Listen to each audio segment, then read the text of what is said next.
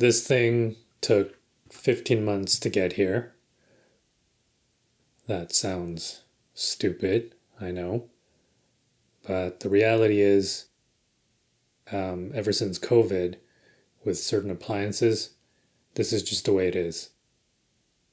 Anyways, as you may know already, this is not the range that I wanted. I wanted a Bluestar. But if you remember back in the very first episode, I had built the 3D version of the exact model in Unreal, the RNB366BV2, and I was actually looking at a floor model of it at a local appliance store with white knobs and white door at a pretty good discount, really. I didn't mind the white knobs, and I was going to swap out the door with stainless steel anyways. However, every time we went to go see it, I would catch a glimpse of my wife glancing over at the wolf.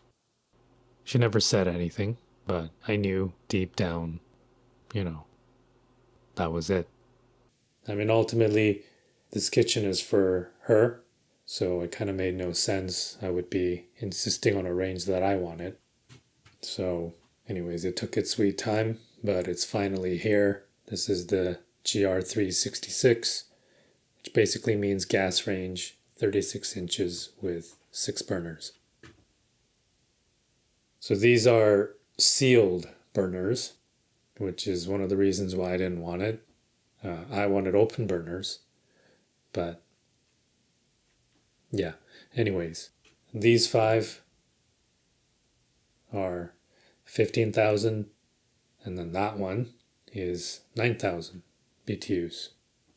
And here are the grills.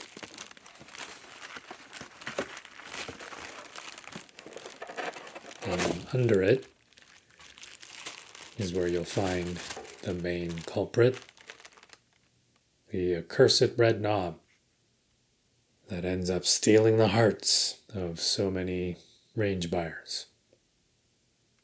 Honestly, all jokes aside, this thing is single-handedly the killer. So I did not hook this up. I know nothing about gas code. This pipe is the range, and then these fittings got added, and then he ran this flex pipe to another valve, to an elbow, through the subfloor, and that runs all the way there.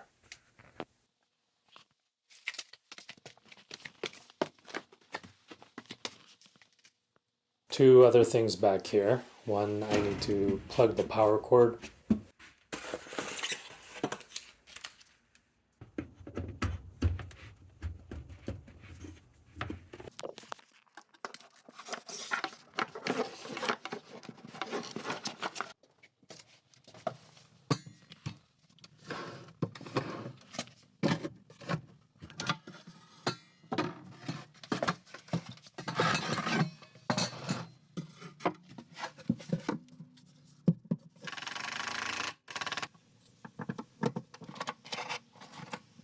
And then install this bracket here.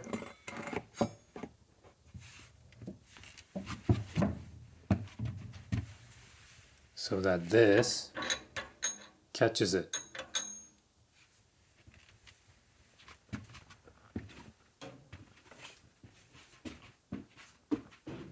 As part of the anti-tipping mechanism.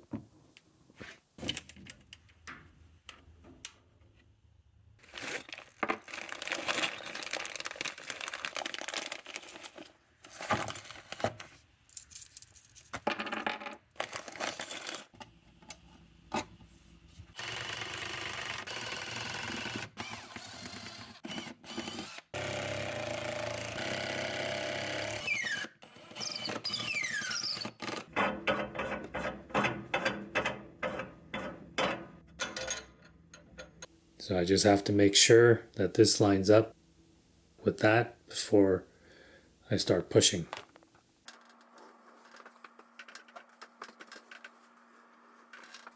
The range is heavy. It's just over 470 pounds. And I do have supporting structure under it in the crawl space to prevent the floor from sagging. These are rated for permanent support or temporary, as long as it's interior use. And in fact, I have a bunch of these set up to prevent floor sags. This one is for the island.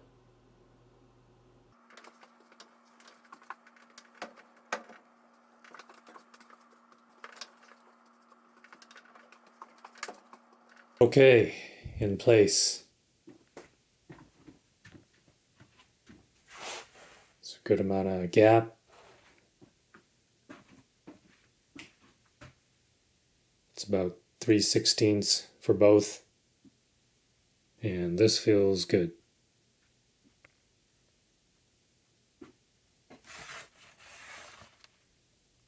The back has maybe 5/8. And that will get filled up when I tile the backsplash.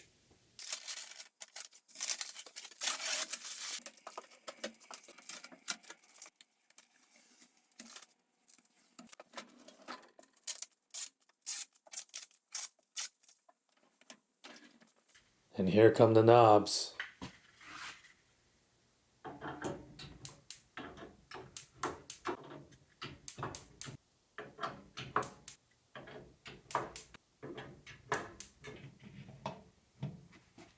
These things just sit on top of here.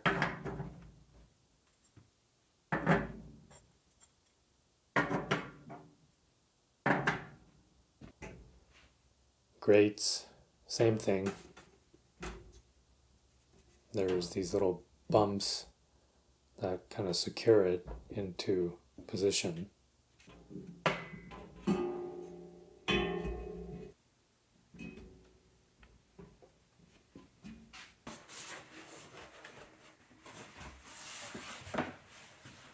All right, some big. Ooh.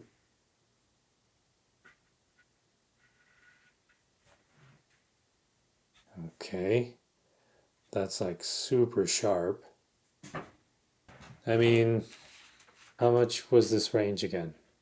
And this is the best you can do, really? Some hastily stamped piece of sheet metal with apparently zero quality control.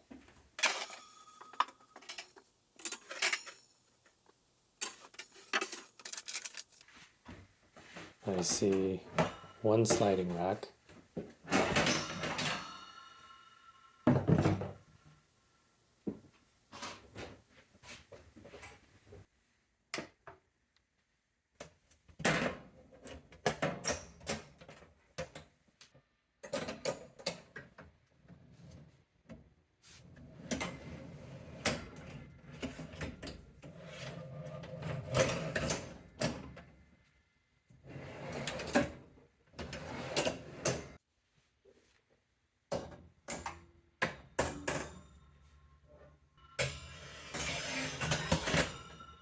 I'm not gonna bother with the second stationary rack, and I'm staying away from that thing.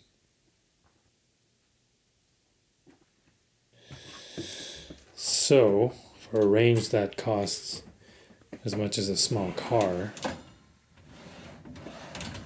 they only give you the one glider. It's a nice glider though, it's very smooth. And they also give you one light. Anyways, I'm just gonna test all the burners now.